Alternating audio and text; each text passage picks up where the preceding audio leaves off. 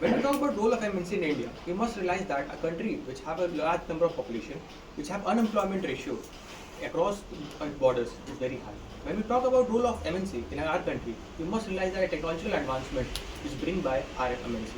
Good morning, gentlemen. Myself, Ronak. On topic of role of MNC, I am here to help.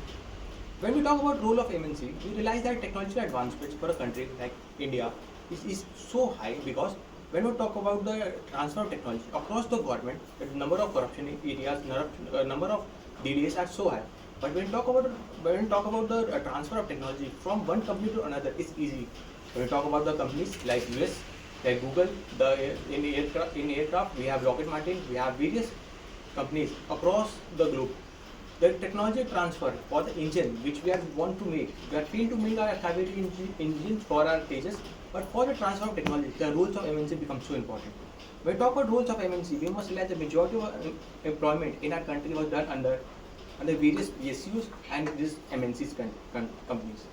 These MNC companies not bring the tech, they also bring social contribution in our country because the type of education they want will improve our education system because the overall skill which are we training the youth in our college as well as universities are totally focused on job, what kind of skills they want. So when we look after the MNC, we also look after the government support given to MNC. In 2022, our government has newly introduced a new Ministry of Corporate Affairs. That was so important to deal with the corporate affairs in India.